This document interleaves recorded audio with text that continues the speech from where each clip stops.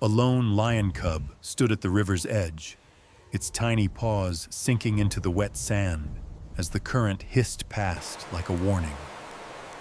For 3 days, the little creature hadn't moved more than a few feet. It didn't eat. It didn't rest. It's all right, little It one. only stared at the I'm here dark to help. water as if something Just stay beneath it calm. was calling, or threatening, or both. At dawn of the fourth day, Ranger Mark Ellison spotted the cub through the drifting mist. At first, he thought it was injured. Its body was trembling, its ribs sharp against its skin. But then the cub lifted its head and looked straight at him. Not with fear, not with the instinctive wild caution of a predator's offspring. It looked at him as if asking for help. Mark froze. In all his years patrolling this reserve, he had never seen a lion cub behave like this. They avoided humans. They hid. They never waited. Certainly not at a river known for deep undercurrents and sudden swells. A soft rumble of thunder rolled across the sky. The river darkened. The cub took a shaky step forward, then turned its head back toward the water, whining, as if urging Mark to follow its gaze, urging him to understand. Something was down there, something the cub had guarded for 3 long, dangerous days, and as Mark stepped closer, the river stirred, slowly at first, then with a heavy shift beneath the surface, as if something large was rising from the deep. But what broke the surface next was the last thing Mark expected to see. Mark Ellison moved carefully along the muddy bank, the weight of his gear shifting on his shoulders with every step.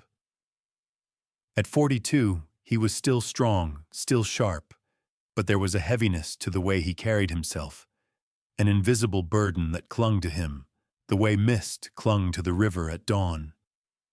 Most rangers in the reserve knew him as the quiet one, the man who rarely raised his voice and never rushed a decision, but none of them knew why he spent so much time alone near the water. The river had taken something from him. Years ago, on a summer weekend that should have been harmless, Mark's 6-year-old son slipped on a wet rock by a lake several states away. The accident left no one to blame, but guilt had a way of choosing its own host. Since then, Mark found himself drawn to rivers, not because he trusted them, but because he didn't. Not anymore. Every current reminded him of that helpless moment, that breathless second when he couldn't save the person he loved most. He joined the wildlife reserve shortly after, hoping distance and purpose would dull the ache. It didn't. But caring for animals, creatures that lived with raw instinct and honest fear, gave him something resembling direction. He respected them, understood them in ways he struggled to understand people. Animals didn't pretend. They didn't hide their pain, which was why the lion cub unnerved him so deeply. A cub standing guard over moving water, alone, exhausted. Every instinct in him whispered that something was terribly wrong. He crouched near a patch of reeds, lifting his binoculars to observe the cub again. Rain droplets gathered on the lenses. The cub swayed unsteadily, head low, breath shallow. Mark felt his chest tighten, not just from worry, but from recognition. This was the posture of a creature holding on to something it couldn't bear to lose. "Easy now," he murmured under his breath, not sure if he was speaking to the cub or to himself. He scanned the river's surface. Nothing, just the rolling murk and long strands of grass drifting downstream. But the cub's focus never wavered. Its gaze was fixed, alert, almost pleading. Mark hesitated.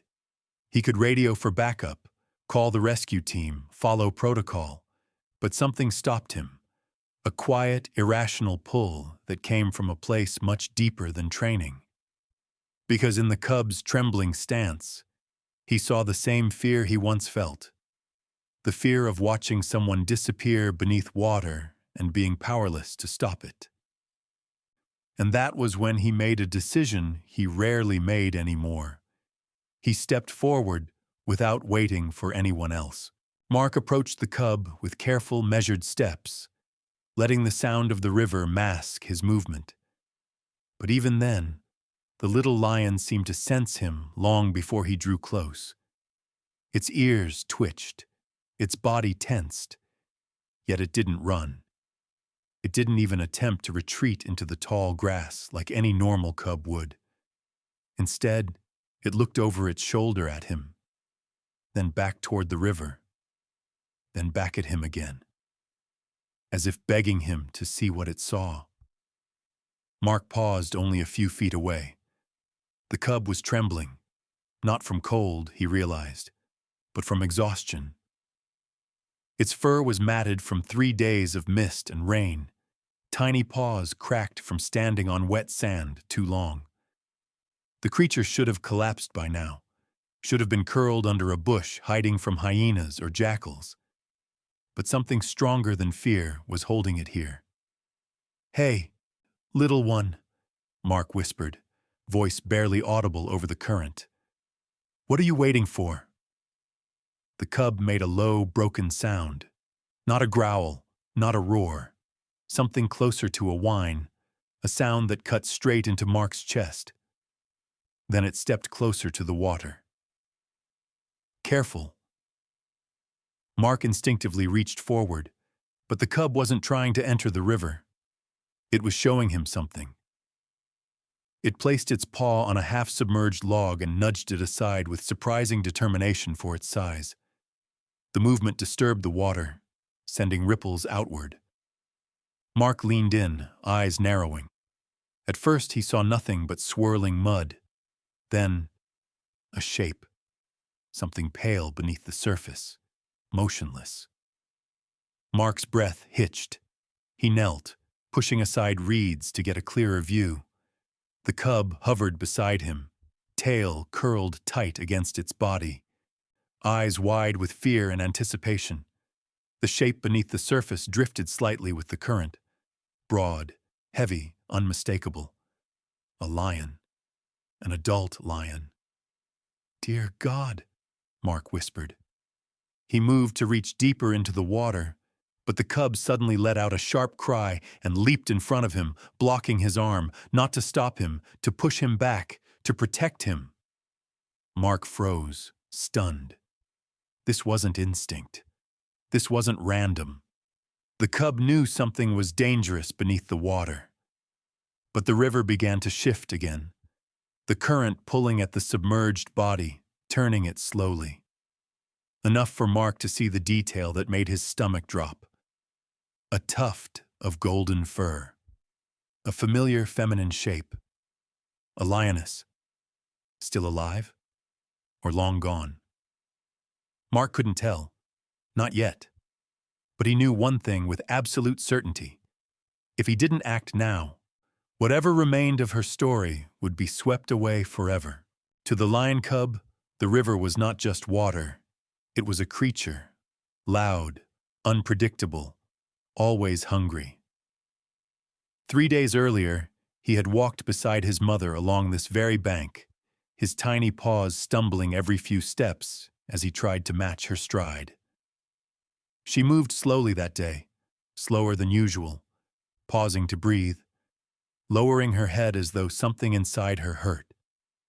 The cub didn't understand. He only pressed himself against her leg, seeking warmth, comfort, answers. But the river offered none. When they reached the muddy edge, his mother tried to drink, her reflection trembling on the surface. A deep rumble echoed upstream. The cub remembered how she lifted her head sharply, ears forward, eyes alert, right before the ground beneath her shifted. Her back legs slipped first, then her whole body lurched sideways. The cub squeaked, scrambling forward to grip her fur with his small teeth. But she was heavy, far too heavy for him to hold. The river took her lower half in one violent pull, burying her legs and tail beneath swirling mud. She roared, not in power but in panic, and clawed desperately at the bank. The cub cried. It was a thin, high sound swallowed instantly by the crashing water. His mother managed to lift her head long enough for their eyes to meet. There was fear in them, yes, but also something else, something he didn't yet understand. A plea, a silent message that told him to stay back, to live, to survive.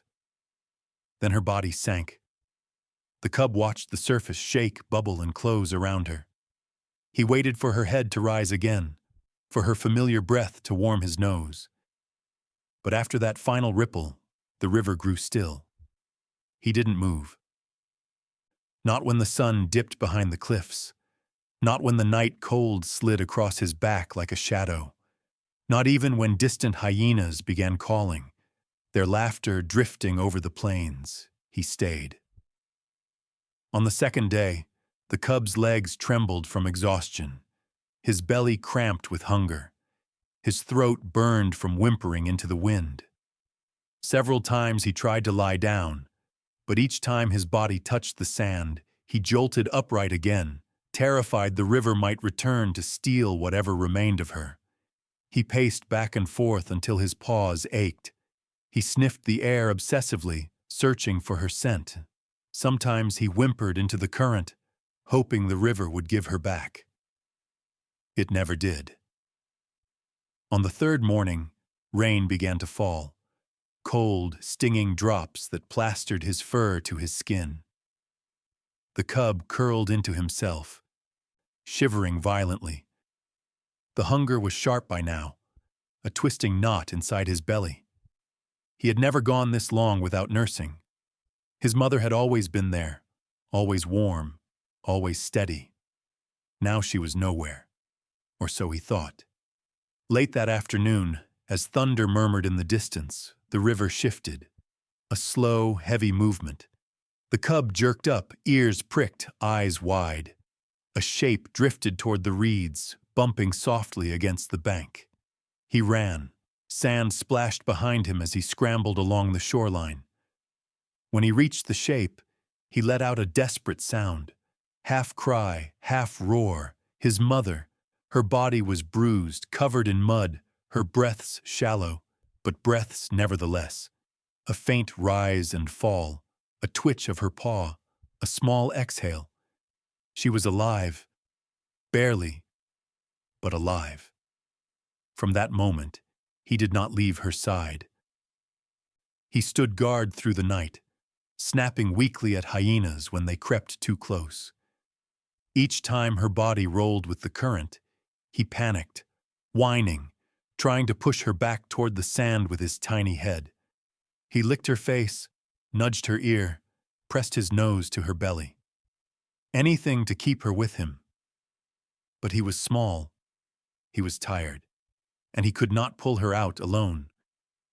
So when the tall human appeared, quiet, steady, eyes soft rather than sharp, the cub didn't flee. He watched him through trembling lashes, studying the man the way his mother once studied danger. And in that human's face, the cub saw something he recognized. Loss, fear, and the fragile thread of hope tied to someone who might still be saved.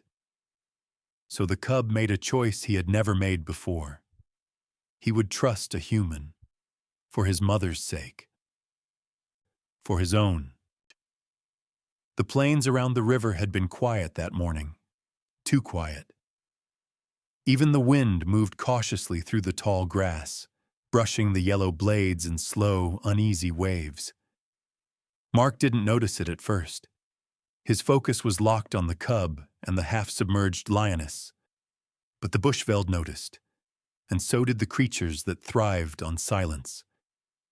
Far across the grasslands, a low whoop drifted through the air. One hyena, then another, then a third, answering from somewhere beyond the ridge.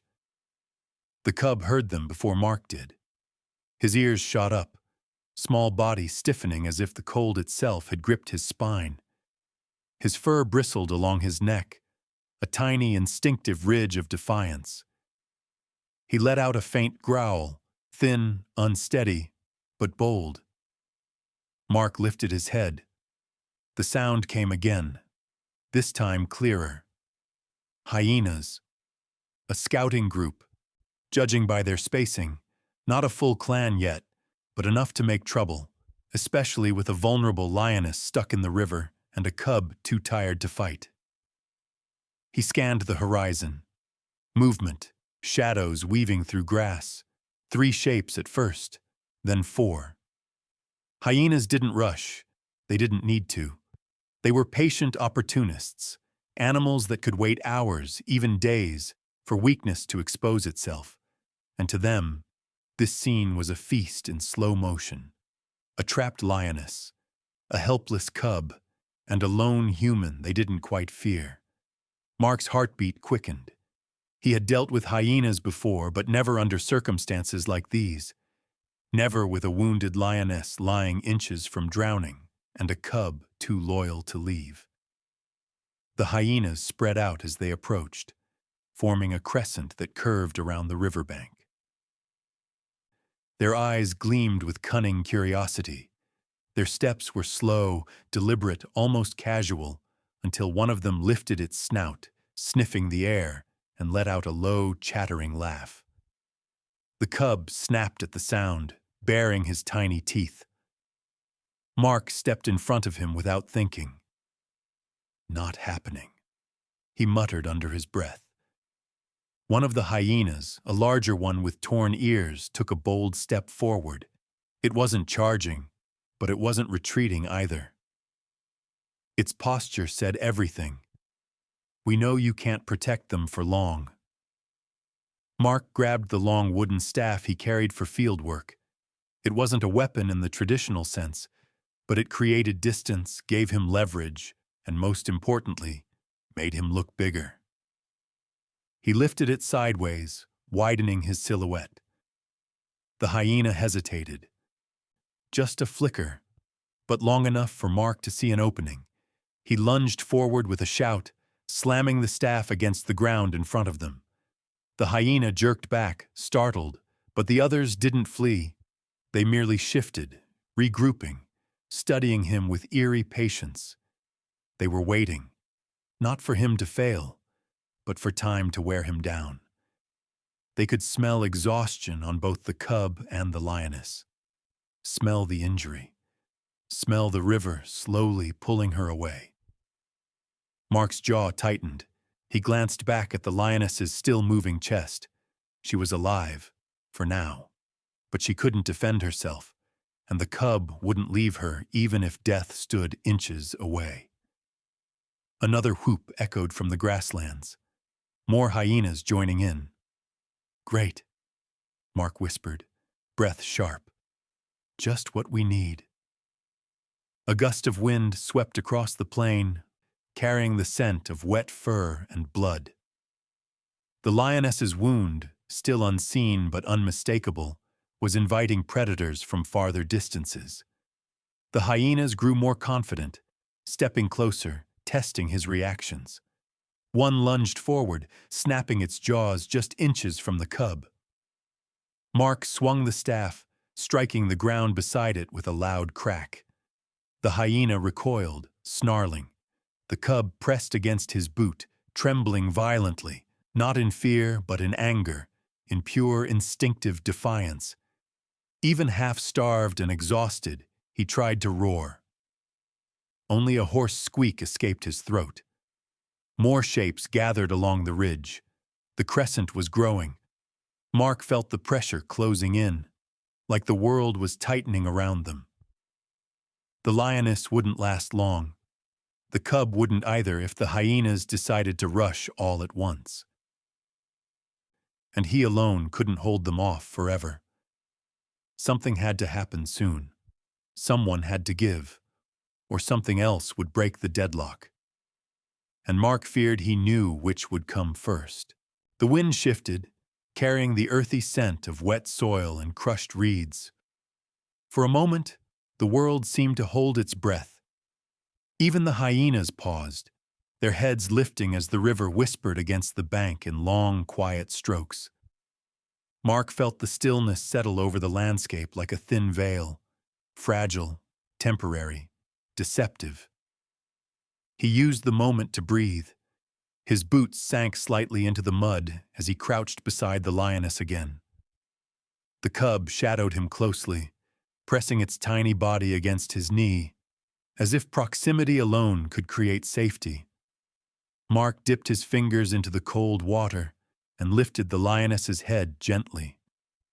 Her fur felt heavy with moisture, her whiskers trembling with each shallow breath. "She's tougher than she looks," he murmured softly. The cub leaned forward, sniffing her face before letting out a soft hum of recognition. Mark felt a strange warmth stir in his chest at the sound, an ancient connection between family members, something pure and instinctual, something he had lost once and never expected to feel again. Lightning flickered in the distant clouds, throwing a pale shimmer across the river. Mark looked out toward the plains, scanning the long horizon where grass brushed against sky. For a brief second, the world appeared almost peaceful. The soft rustle of reeds, the rhythmic push of the current, the cub's quiet breathing beside him. But peace in the wild was never more than a thin layer over something deeper. The hyenas were still there, waiting. Mark wiped water from the lioness's nose, trying to clear her airway, the cold creeping up his arms. He felt the strain in his muscles, the ache in his back, the tight pull in his chest that came whenever water pooled around him. He pushed the memories down. This wasn't then. This wasn't the same river.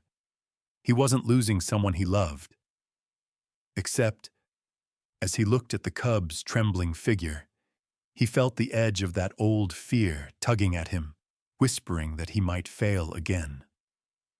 A low growl rolled from across the plains. The stillness shattered. Hyenas emerged from the grass one by one, their outlines glowing faintly in the stormy light. They didn't bother hiding anymore. They slunk closer with slow, calculated steps, their eyes fixed on the lioness's motionless form. The largest lowered its head, jaws slightly parted, tongue curling over its teeth. Mark stood immediately, gripping his staff tighter.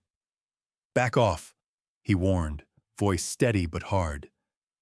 The lead hyena gave a short, mocking yip. Two others fanned out, circling to attack from different angles. Mark's pulse picked up. The cub snarled, a tiny sound, but brave. It stepped in front of its mother, body shaking violently. Mark moved with it, blocking its way, planting himself firmly between the predators and the vulnerable pair behind him.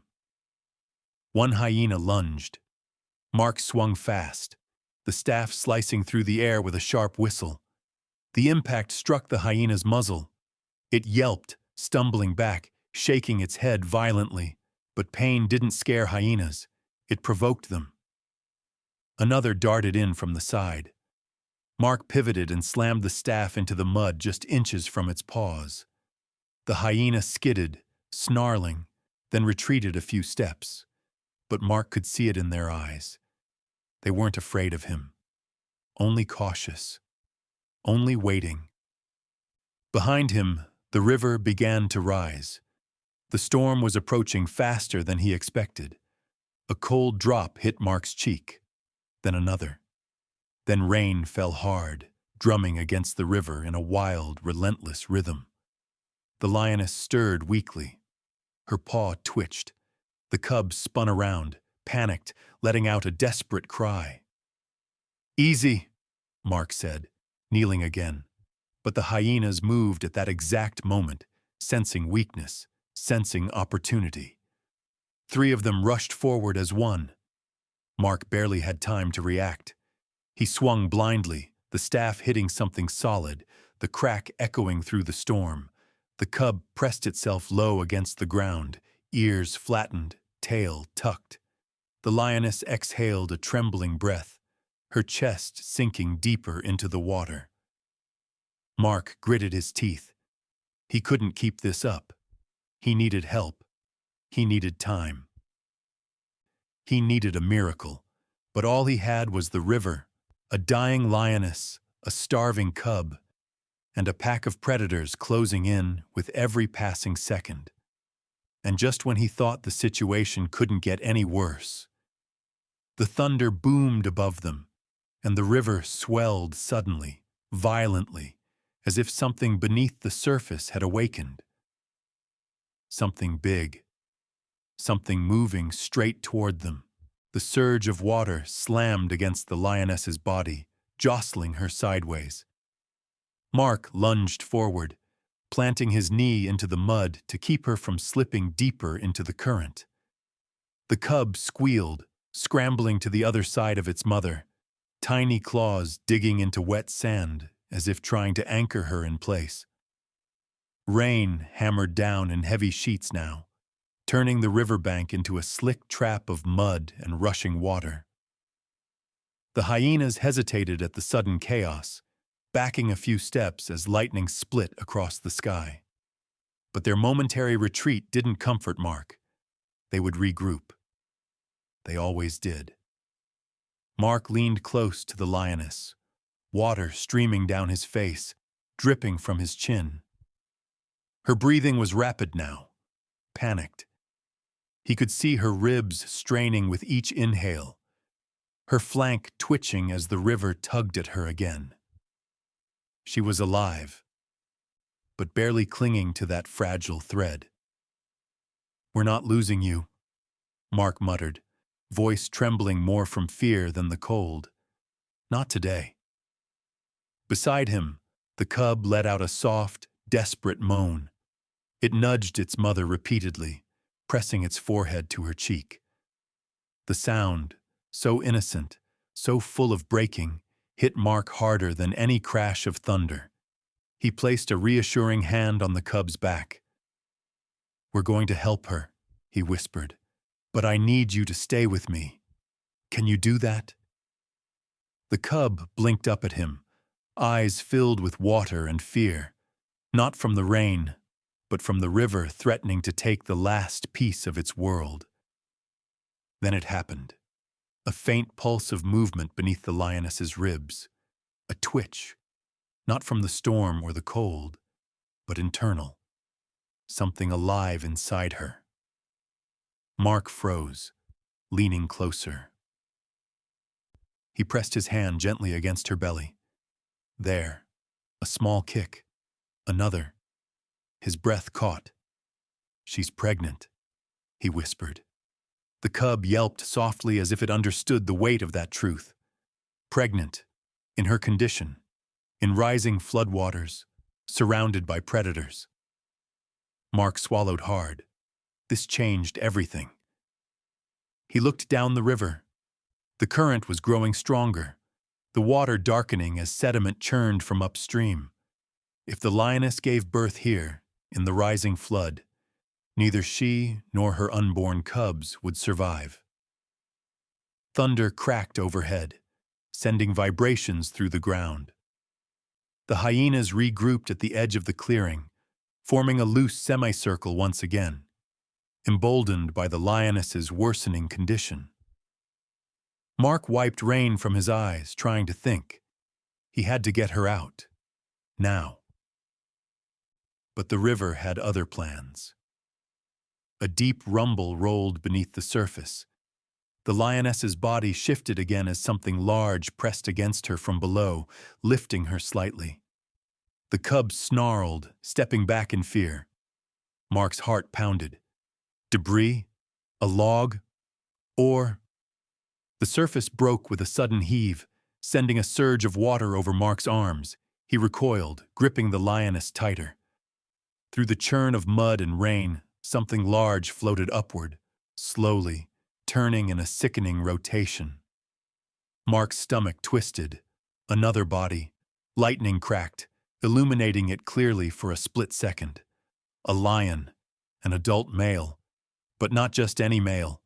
This one was battered, covered in deep marks across his flank. His mane was torn in places, his limbs stiff, dead. The cub shrank back in terror, pressing against Mark's leg. Mark felt the truth settling in. The lioness wasn't just fleeing from a storm. Something had hunted this male. Something had injured her. Something had driven her to the river in desperation. He barely had time to process it when a thunderous growl erupted behind him.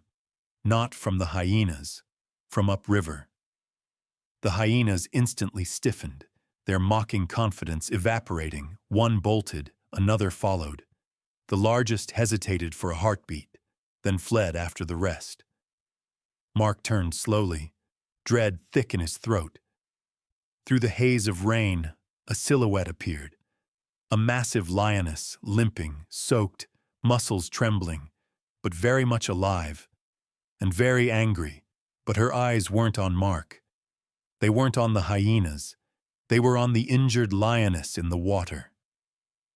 The newcomer roared, a sound of warning, fear, and grief intertwined. And in that moment, Mark realized the truth behind the scene unraveling before him. This wasn't just a rescue. It was the aftermath of a battle. A battle the cub's pride had already lost. The storm eased for a moment, as if the sky itself paused to witness the standoff unfolding on the riverbank.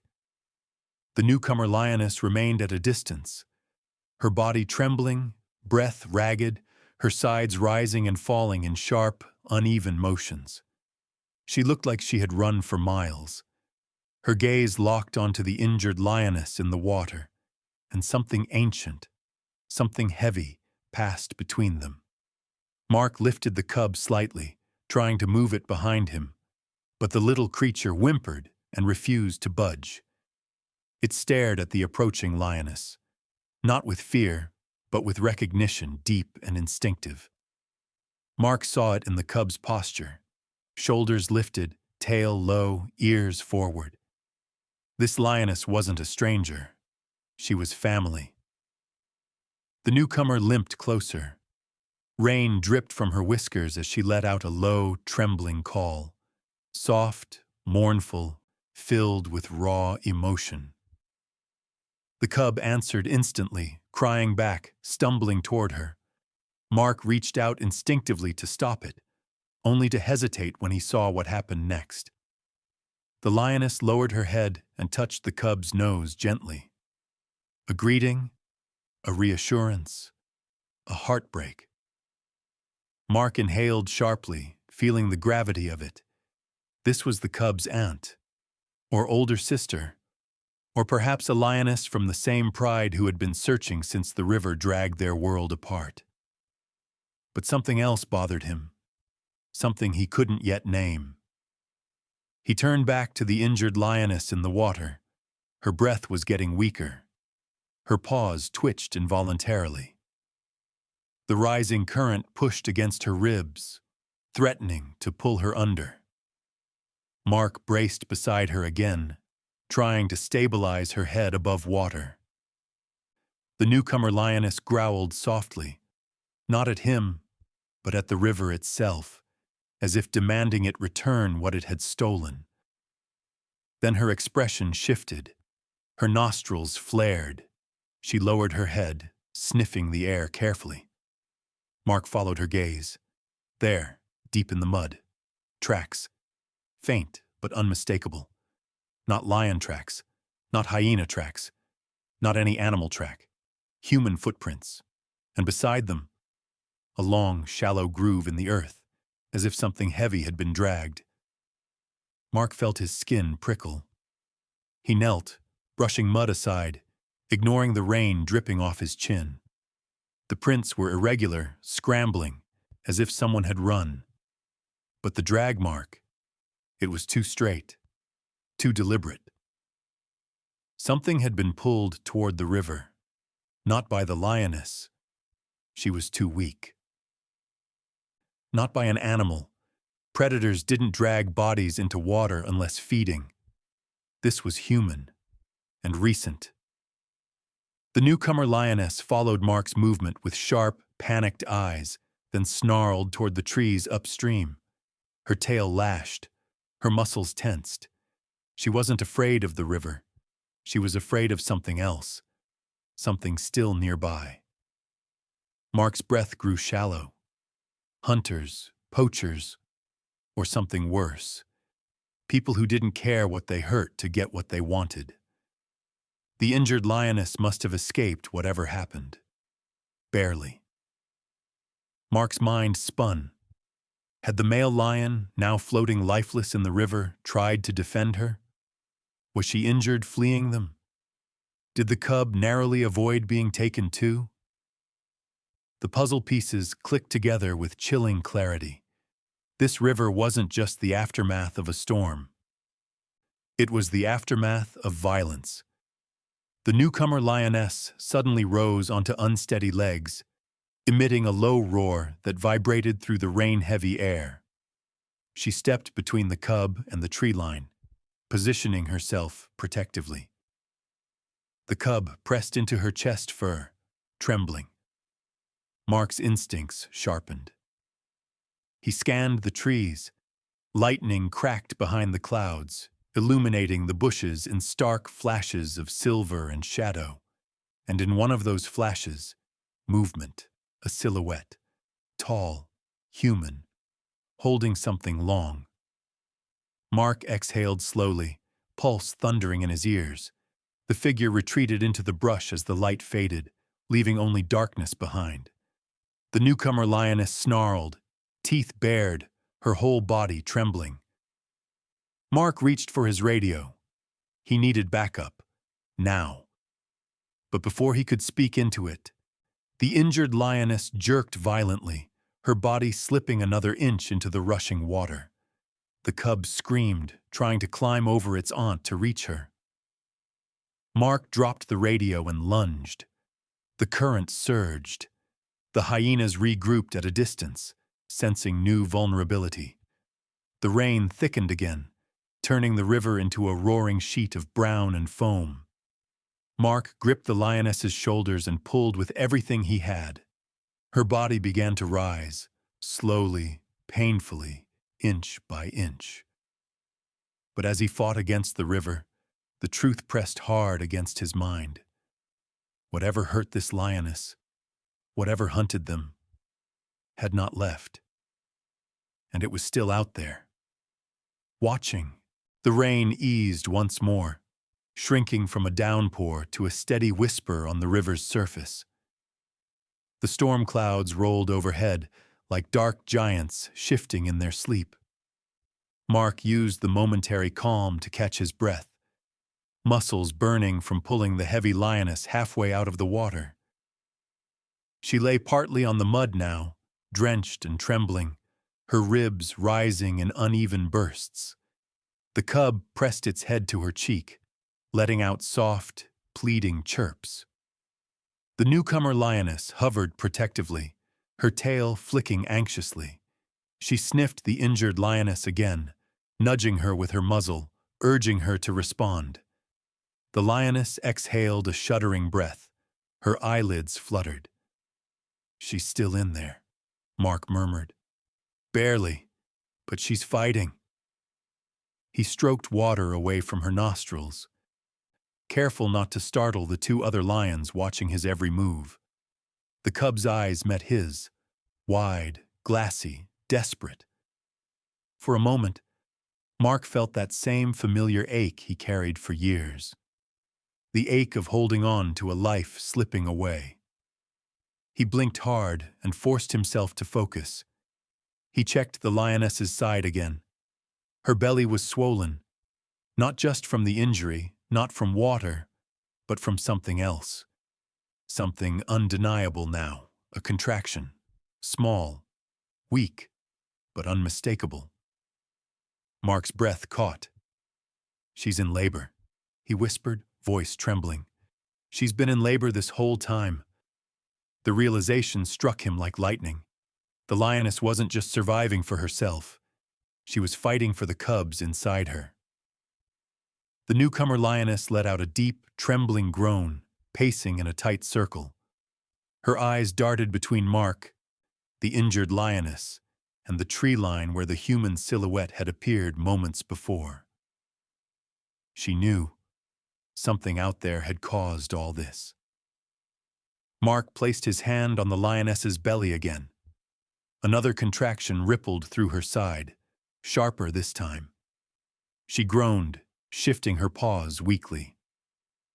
The cub whimpered, staying pressed against her, refusing to move an inch. "We don't have time," Mark muttered. "We need to get her to higher ground." But before he could reposition himself, a sudden sound split the air. A crack. Not thunder, not lightning. Wood snapping under weight. Mark froze. The newcomer lioness went rigid, her ears pointing sharply toward the trees. A low growl rolled from her throat. Deep, warning, primal. The cub scrambled under her chest fur, trembling. Another snap. Mark's grip tightened on the staff. His heart hammered against his ribs so hard he could feel it in his throat. He lifted his head slowly. Leaves rustled. Branches shifted. Something moved deliberately. Not hyenas. Not another lion. Not the wind. Then, silence. A suffocating silence that wrapped around the riverbank and pressed on every nerve in Mark's body like a hand closing over his mouth. He forced himself to swallow. "Whoever's out there," he whispered, "they're not gone." Before he could finish, the lioness beneath him jerked violently. Her body seized in a sharp contraction, and a strangled sound tore from her throat. Her claws scraped against the mud. The cub cried out, circling frantically. "She's starting," Mark said, panic rising. "It's happening now." The newcomer lioness moved closer, standing over her injured sister, blocking the rain and shielding her from any approaching danger. But her eyes stayed locked on the tree line, never blinking. Another contraction tore through the injured lioness. Her breathing intensified, her tail twitched, her legs kicked weakly in the mud. Mark leaned over her, checking her airway, making sure she could breathe through the pain. "You're okay," he whispered. "Just stay with us. Stay with your cubs." Then, a bulge appeared beneath her tail, a shape, small, fragile, a tiny paw pushing into the world. Mark's breath caught. "She's crowning." The cub pressed its forehead to its mother's face, chirping faster, more desperately, as if urging her to fight harder. Another contraction surged. The lioness roared, not loud, but raw, a strangled plea of agony and determination. A trembling cub slid halfway into view, coated in fluid, barely moving. Mark's heart twisted. He reached forward carefully, slowly, ready to help clear the newborn's airway. But before he could even touch it, a rustle erupted violently from the trees. A dark shape lunged into view, stepping out from behind the brush. Mark's blood turned cold. Not an animal, not a predator. A human figure, holding a long metal object, moving toward them. And the newborn cub wasn't fully out yet. The figure stepped from the shadows with rain dripping off his jacket, his boots sinking into the mud with every deliberate step. The long metal object in his hands glinted under the flashes of lightning, a bar, thick and blunt at the end. Not a firearm, a tool. Something used for prying, breaking, or dragging. Mark felt ice crawl under his skin. The newcomer lioness reacted instantly. She placed herself between the man and the injured lioness, her muscles trembling with exhaustion, but her snarl slicing through the storm. The cub darted behind her, peeking out with wide, terrified eyes. The man slowed, but didn't stop. His posture wasn't confused or surprised. It was purposeful. He knew exactly what he was walking toward. Mark rose to full height, planting himself between the man and the lions. "That's close enough," he shouted over the storm. The man didn't respond. He didn't even look at Mark. His eyes were locked on the injured lioness and the half-born cub struggling to emerge. Mark felt his stomach twist. This wasn't coincidence. This was unfinished business. "Back up," Mark warned again, gripping his staff like his life depended on it. "You don't want to do this." Still no reply. Just slow, heavy footsteps. The river roared behind them. The lioness groaned as another contraction tore through her body. Lightning cracked across the sky, illuminating the man's face. Cold, strained, jaw tight. He wasn't here to help. He wasn't here by accident. Mark stepped closer, voice low, controlled. "What did you do to her?" The man finally looked at him. His expression didn't shift. Didn't deny, didn't apologize. He simply muttered, "Move." Mark's pulse pounded in his ears. No time for negotiation. No time for fear. He tightened his grip on the staff. Not happening. The man's eyes hardened. He lifted the metal bar. The newcomer lioness roared and lunged. The man swung the bar downward, smashing it into the mud just inches from her snout. She recoiled, shaking her head violently, but didn't retreat. She lunged again, weaker this time. Mark didn't hesitate. He charged. The staff collided with the man's arm, knocking the bar aside. The man stumbled back, slipping in the mud. The newcomer lioness seized the chance to lunge again, swiping with her paw, missing by a breath. "Go!" Mark shouted, trying to drive the man away. "Leave now!" But the man surged forward with sudden aggression, tackling Mark around the waist. They slammed into the mud, rolling dangerously close to the river's edge. Water splashed around them as they wrestled, Mark digging his boots into the ground to keep from sliding into the rushing current. The cub cried out, circling frantically around the injured lioness. She groaned again, another contraction, her newborn cub halfway in the world and halfway trapped. The man shoved Mark's face into the mud, trying to reach for his fallen metal bar. Mark gasped, twisting, grabbing the man's wrist. Their arms locked, muscles strained. Rain stung Mark's eyes. He forced himself to focus. You lost someone once. Not again. Not today. With a surge of strength, he wrenched the man's arm sideways and shoved him back. The man stumbled, right as lightning illuminated the river behind him. A massive swell of water surged forward. "Look out!" Mark shouted instinctively, but it was too late. The wave slammed into the man's legs, sweeping him off balance and dragging him several feet toward the rushing current. He clawed at the mud, shouting, scrambling to regain footing. Mark could have reached him, could have pulled him back. But then he heard it. A weak, broken mewl from the injured lioness. Mark spun around. The newborn cub slipped another inch out of its mother's body, limp, unmoving, its nose still covered in fluid. The lioness groaned, her head lifting only a few inches before falling again. "No, no, no, stay with us," Mark pleaded. Another contraction hit her hard. Her legs kicked. Her paw scraped the mud. She was losing strength fast. If her cub didn't start breathing, now, it wouldn't survive. Mark dropped the staff and rushed to her side. The newcomer lioness hovered protectively, growling at the struggling man being dragged by the river, but she shifted enough to give Mark space. "Come on," Mark whispered.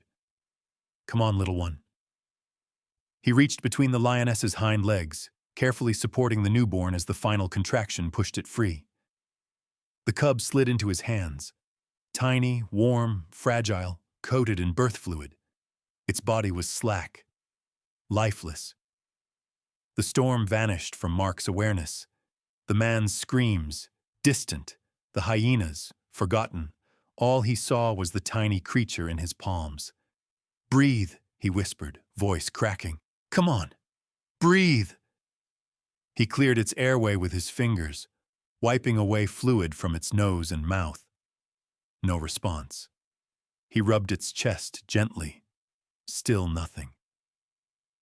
The cub, its sibling, pressed its face against the newborn, chirping desperately. The lioness raised her head with impossible effort, nudging Mark's arm weakly as if begging him not to stop. Lightning flashed. Mark lifted the newborn closer to his chest.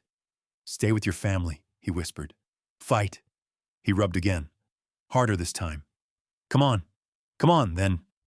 A tiny twitch, barely a movement. Mark froze. Another twitch. A weak gasp.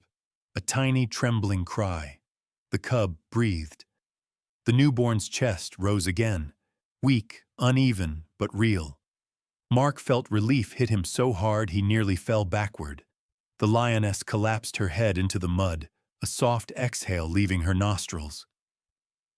The older cub squealed with joy, licking its sibling's face. Mark held the newborn close to its mother, letting her nuzzle it with trembling whiskers. "You did it," Mark whispered. "You actually did it." But the moment shattered instantly. A scream cut through the storm. The man, still alive, was being dragged fully into the river.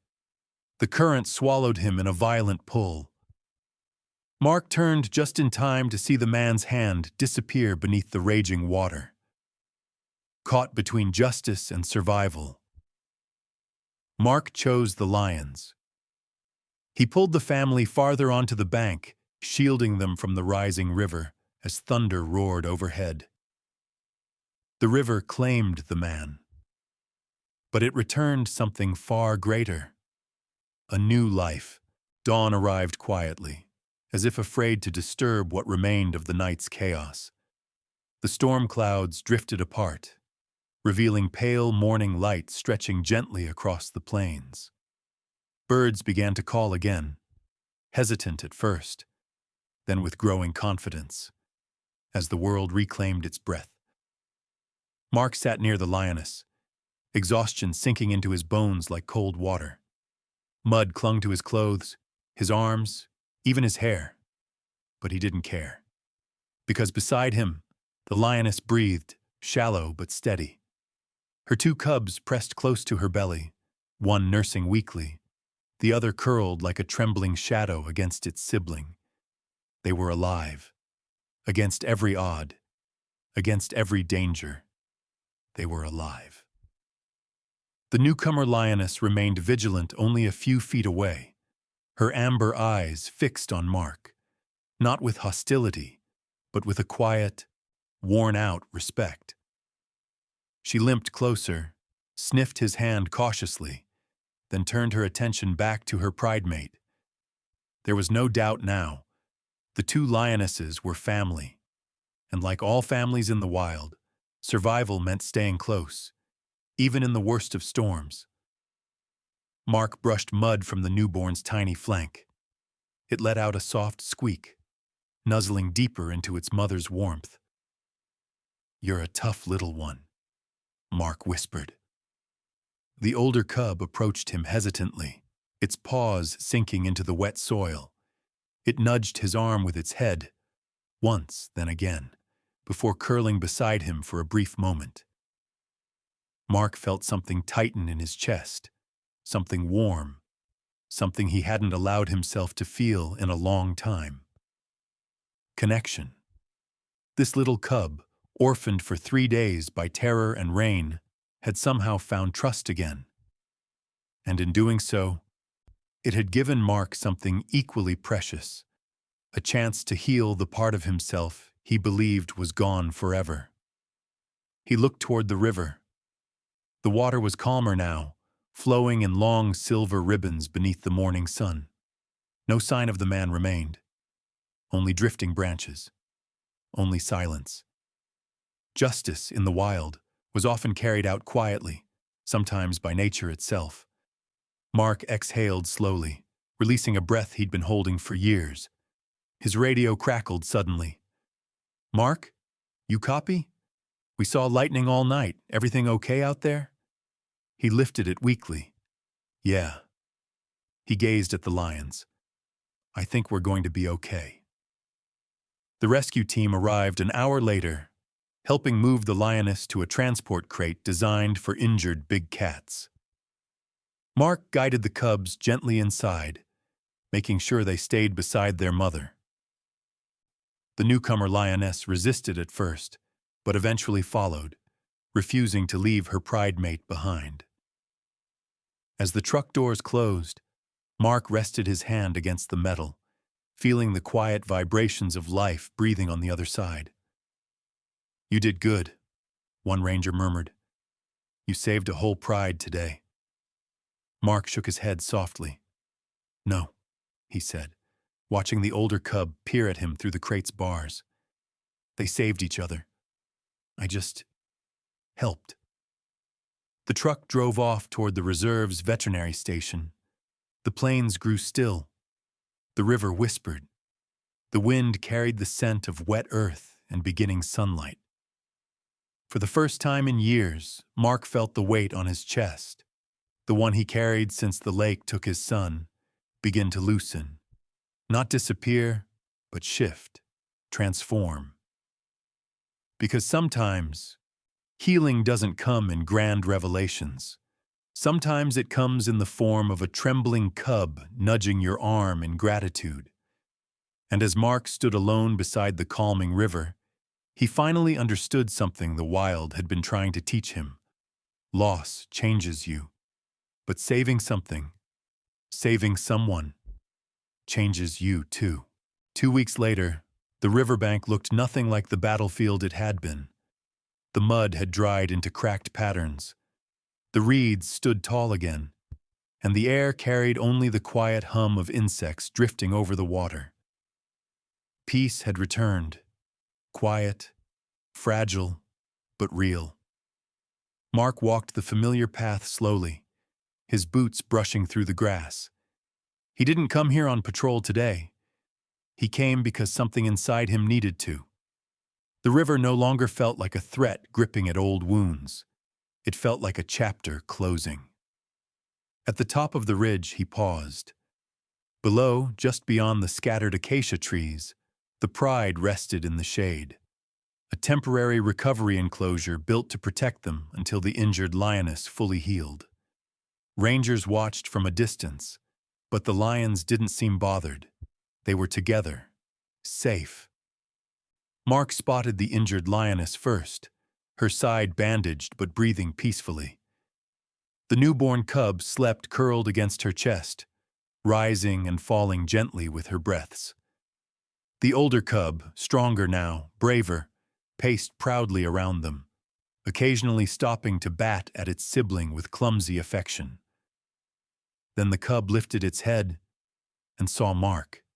Its ears perked, its tail twitched. And then, with a burst of recognition, it bounded toward the fence, stumbling, squeaking in excitement. Mark knelt as it reached him, pressing its tiny head through the gap to nuzzle his hand. He smiled, a real, unguarded smile he hadn't felt in years. "Hey, little warrior," he whispered. "You're doing good." The wind shifted gently, brushing warm air across the land. The Pride watched in calm silence, as if acknowledging the man who had stood between them and the river that night. Mark rested his hand on the fence, gazing out over the recovering family. Life had returned, hope had returned, and a part of him, long buried, had returned too.